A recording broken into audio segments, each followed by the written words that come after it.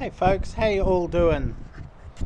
So, friends of mine on Facebook will know that we are currently, Lynne and I are actually currently away for the week.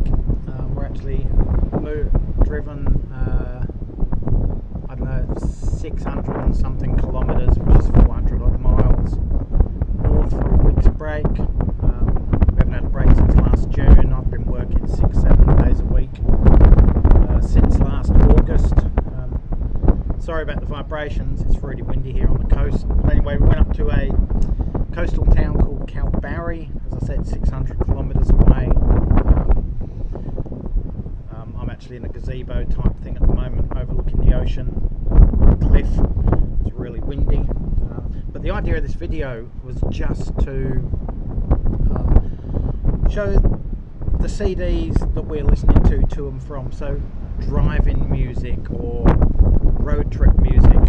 We usually find the best road trip music are either compilations with sing-along tunes or good hard rockin' groups like AC/DC, CCR/John Fogerty, that sort of thing.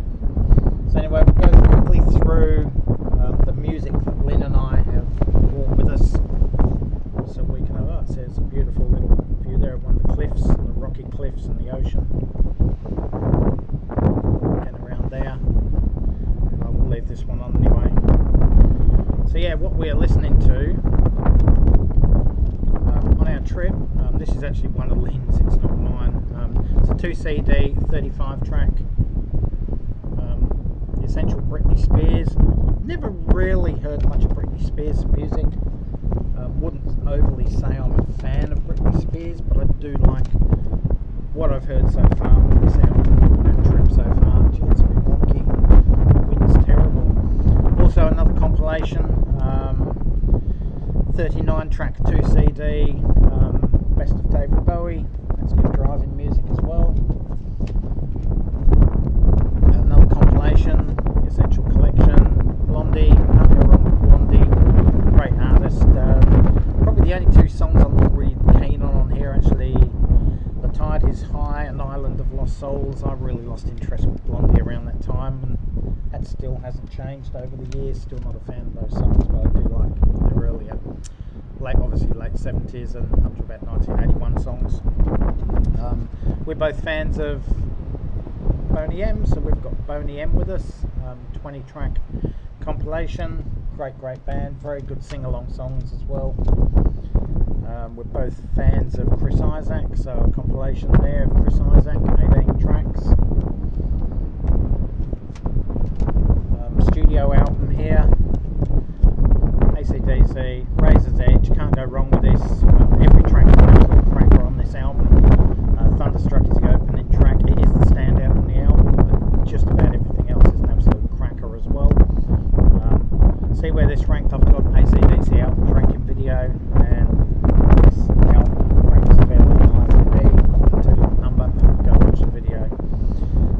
I'm a fan of Prince, but Lynne is a huge fan of Prince. You've seen some of our albums unboxings videos of the deluxe, super deluxe versions of albums.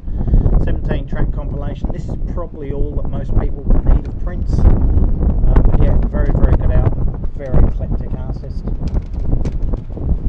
Another studio album, this one came out last year. We're still really loving this video, even after, about 6 months since its release. Was it a bit longer? Somewhere around 6 or 7 months anyway. Hackney Diamonds, Rolling Stones, great album. This album just gets better with each listen. I wouldn't say I'm a big fan of the Stones studio albums over the decades. I think there's a lot of filler on a lot of their albums, but there is just no filler on this album at all. It's a really good album. Hackney Diamonds by the Stones. The last two are also studio albums.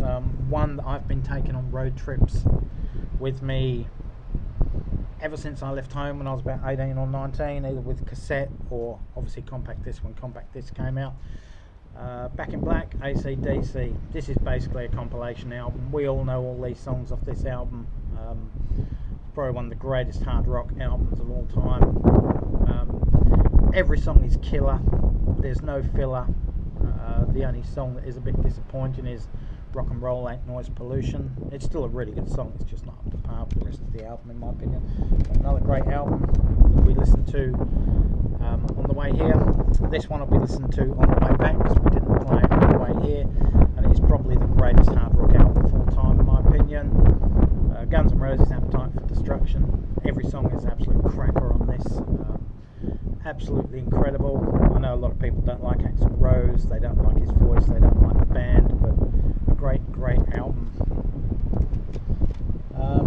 But that's it. That's the music we listen to all the way here, and what we'll listen to all the way back when we head back. I'll probably do another video while I'm up here in Kalbarri just to keep things moving on my channel. But in the meantime, before I close off, I'll just do another pan around so you can see the view in gorgeous Kalbarri.